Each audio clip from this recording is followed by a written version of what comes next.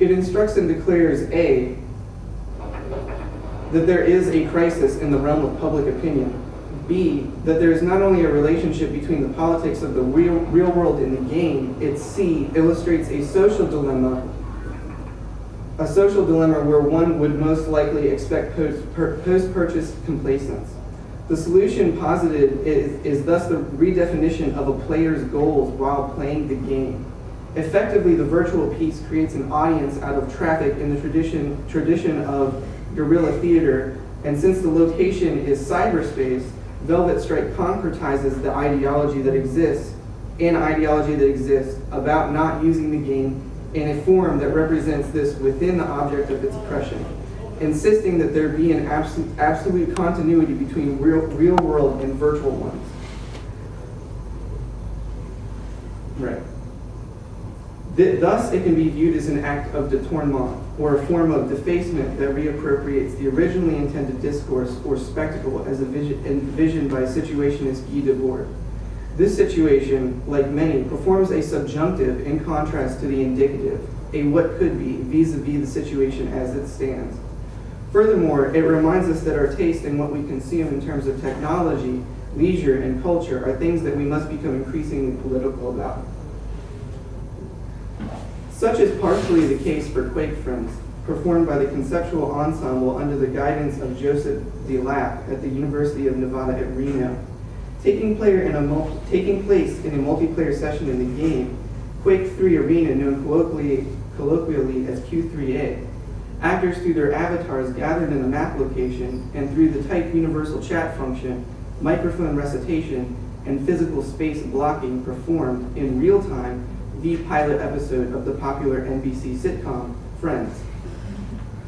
Armed with Quake identification names Ross, Phoebe, Chandler, Monica, Rachel, and a copy of the script downloaded from a fan site, their performance made it difficult to not notice something different about this particular game server. Incongruously, either from the point of view of the game or the television series, the performers were periodically killed and respawned without missing a cue. While the piece re-examines the game's assumed function and use value, it offers merely the potential of a cultural critique that seems secondary to the establishment of an inane spectacle that is produced by this assemblage of popular culture signage. What's funny is the incongruence of the mere existence of the two entities within the same space, each referentially prompting the recollection of the entirety of their respective worlds, both carrying with them very specific and disparate aesthetic and cultural accoutrements. Instead of condemning the ideology of violent play or offering a critique of the game itself as in Velvet Strike, Quake Friends, if anything, seems to simultaneously exemplify and critique forms of cross-media pastiche that have come to represent much that is cliché in many digital media genres. In this sense, it is cross-media from the perspective that it combines two medias, the episodic television series and the interactive game environment, while also referring to a notion of pastiche as a piece that consists of an incongruous combination of material reference from different sources while technically lacking in continuity to be considered a proper parody. The source material is, as often with pastiche, also could be described as kitsch, where kitsch is understood as a spectacular appeal to popular or undiscriminating taste, or perhaps simply something that aims to be more notable for its form than its content. Quake Friends, at its most complex, is a self-reflexive critique of new media kitsch pastiche, or simply a meta-pastiche, a piece that is both is and discusses notions of pastiche. It's not difficult to find humor present in this combination of references that seems farcically contradictory, gratuitously dimensional, and silly. However, it potentially possesses an element of aesthetic critique in the absence of a social one marked as a corrective of violent gaming. Quite simply, both the show Friends and Quake the Game, in isolation, offer strikingly uncomplicated points of view that seem to pornographize their respective realms of fantasy. Just as we can expect that in Quake, there are no consequences for a death in which one simulated body is hyperbolically exploded into fragments, we expect in Friends that Ross and Rachel are destined to end up together despite the fact that, Ross shares a genetic child with a lesbian couple, gets married to somebody else, takes seriously the politicization of their "it was a break" phase, all while Phoebe remains tragically weird, Chandler incoherent, and Joey, of course, preordained to at some point act macho Italian and not understand 1 or 2 jokes per episode minimum. Such is the nature of many available productions marketed by the industries of dominant culture. At the least, this mashup allows us to reevaluate content perhaps more critically than we might from a naturalized point of entry. Finally, I advocate this piece predominantly due to the potential reading of it as an amalgamation of everything that we find abhorrent in our society. Perhaps this is an absurd example of what not to do that will undoubtedly be eventually done by somebody anyway. Conceptual internet commerce. On August 1st, 2001, multimedia artist Keith Townsend Obadike attempted to auction his blackness on eBay.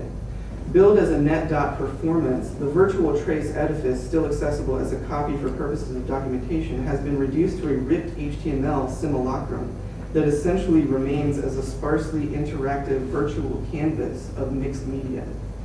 It is a piece of advertising designed to solicit bids in pursuit of an actual online purchase.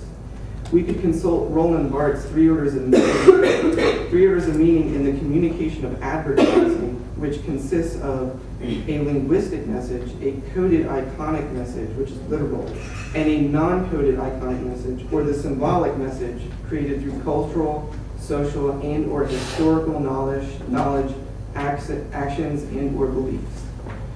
The eBay template itself imposes its own content, mostly in the form of linguistic information on the sale terms and metadata of the item in question. The eBay template works foremost to notify the viewer that this is eBay, and this is what you can do with it under the assumption that you're limiting your interaction with this site strictly to commercial enterprises.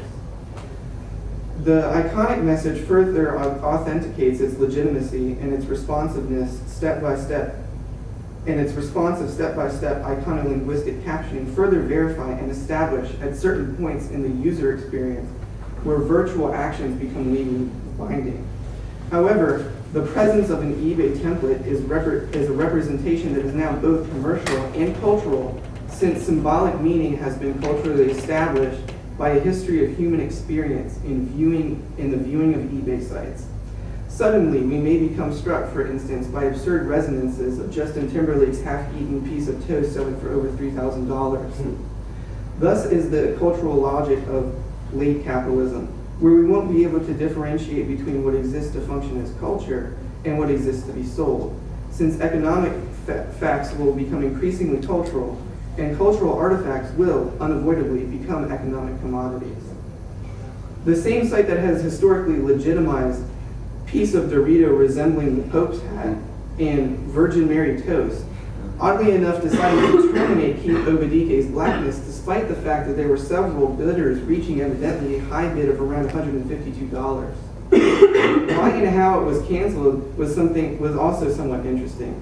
Instead of establishing immediate contact with the artist, eBay terminated the sale on the 4th day of the auction, quote, without any warning or real explanation. My only explanation was an automated form letter and a link up to their guidelines, which don't approach anything like my auction.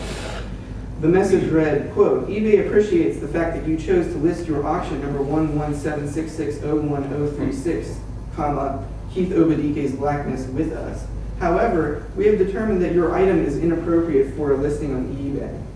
Meanwhile, Obadike has pointed out eBay has not historically so much as even commented on the suitability of ceramic coons and mammies, African exotica, and Nazi paraphernalia until recently. Still, trace artifacts can be found that exemplify some shred of hypocrisy.